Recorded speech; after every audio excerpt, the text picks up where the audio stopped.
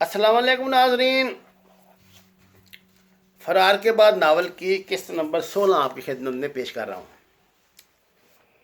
گیتانجلی نے گردن گھمائی تو وہی گنجا سا ڈھلتی عمر کا شخص جس نے خضاب سے اپنی مونچھیں اور سر پر رہ جانے والے چند بار رگے ہوئے تھے اور کافی دیر سے اس کو ٹکی لگائے گھور رہا تھا، اپنے پیچھے کھڑا دکھائی دیا۔ بے شرمی سے اس کے دانت باچھوں سے باہر نکلے جاتے تھے۔ گیتانجلی کو سمجھ نہیں آ رہی تھی کہ اسے کیا جواب دے۔ گھبراہٹ سے اس کے ہاتھ پاؤں پھولنے لگے تھے۔ اس نے چاہے اس مصیبت سے چھٹکارا حاصل کرے، وہ وہاں سے ہٹ کر لکڑی کے ایک بنچ پر آ کے بیٹھ گئی جس کے کونے میں ایک بوڑھی عورت بیٹھی کھانس رہی تھی۔ اس کے قدموں سے لپٹے دو بچے مسلسل رو رہے تھے۔ یہ بڑھیا شاید ان کی نانی یا دادی تھی جس کی بہو یا بیٹی اپنے بچوں کے لیے پلیٹ فارم پر موجود چائے کے اسٹال سے کچھ خریدنے گئی تھی کہ ان کے پیٹ کا دوزخ بھر سکے۔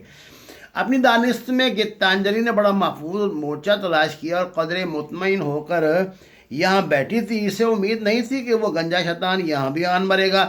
اپنی نظریں سامنے کھڑی ٹرین پہ گاڑی وہ لمبے لمبے سانس لے رہی تھی کہ اچانک اسے اپنے دائیں طرف قدموں کے ہٹ سنائی دی۔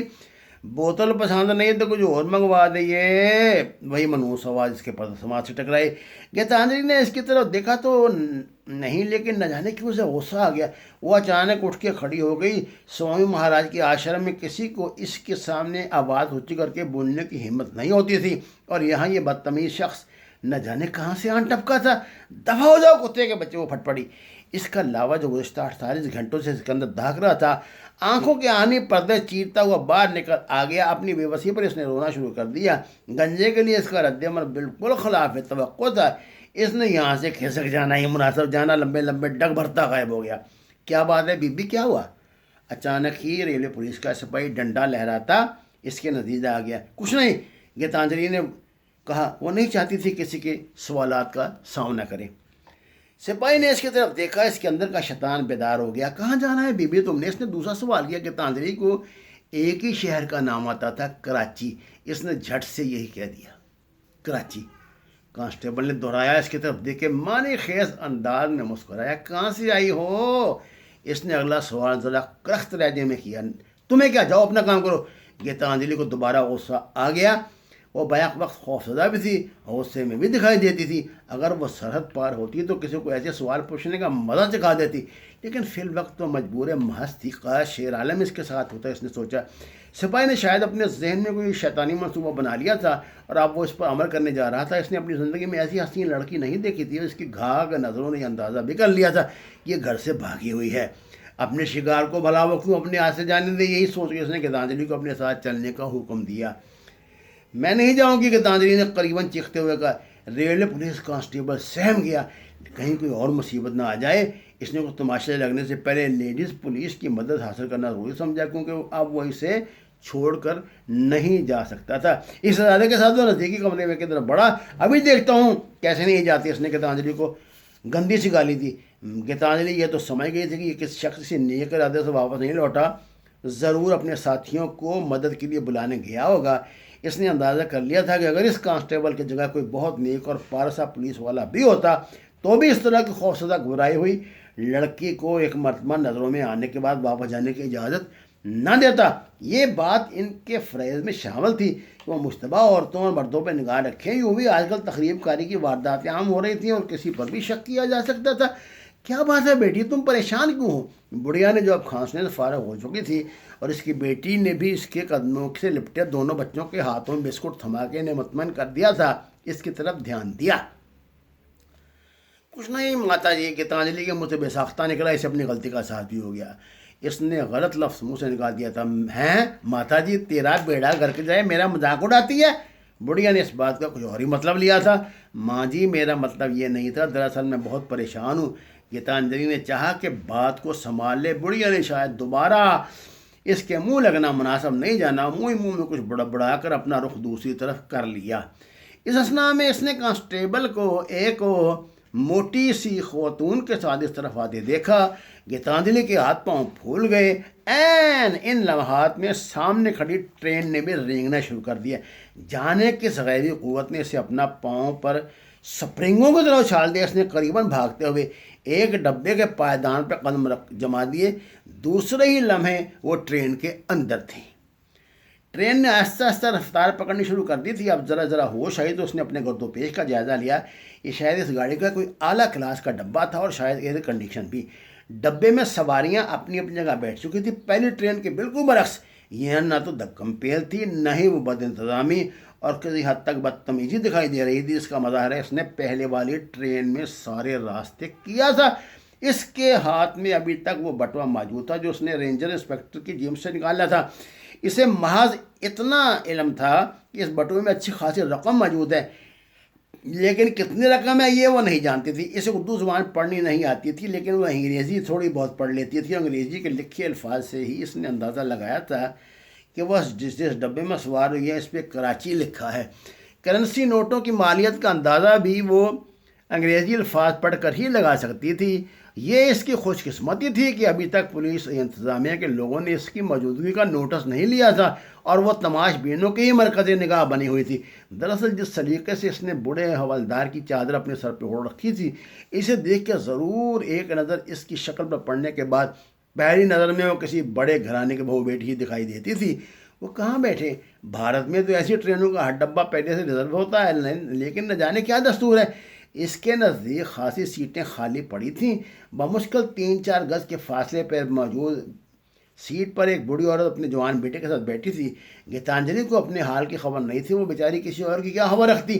اس نے اندازہ ہی نہیں کیا کہ جب سے وہ ڈبے میں ڈری سہمی داخل ہوئی تھی اس وقت سے ہی اس نوجوان کی نگاہوں کا مرکز بنی ہوئی تھی. یہ بیرسٹر انور خان تھا، نامور باپ کا ہونہار بیٹا. انور خان نے کم عمری میں بے حد شہرت اور عزت پائی تھی جو اس کا حصہ تھا. وہ نامور جج کا بیٹا تھا، شاندار تعلیمی کیریئر کا حامل.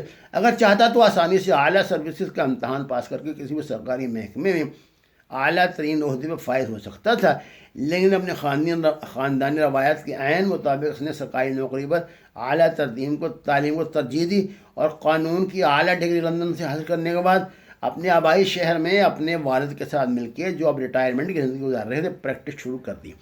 اس نے کبھی بھی اپنے والد کی شہرت کو بیساکھیاں نہیں بنایا تھا. خود اعتمادی اس میں کوٹ کوٹ کر بھری تھی اور یہی وجہ تھی کہ وہ دنوں میں شہرت حاصل کرتا چلا گیا.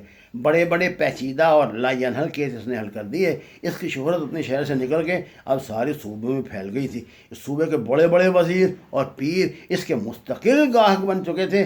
2 سال کی قلیل مدت میں اس نے اپنے ساتھ 10 آدمیوں کی ٹیم بنائی اور اس شہر کے لوگ جانتے تھے کہ بیرسٹر انور خان جس کیس کو ہاتھ ڈالے کامیابی اس کا مقدر بنتی ہے.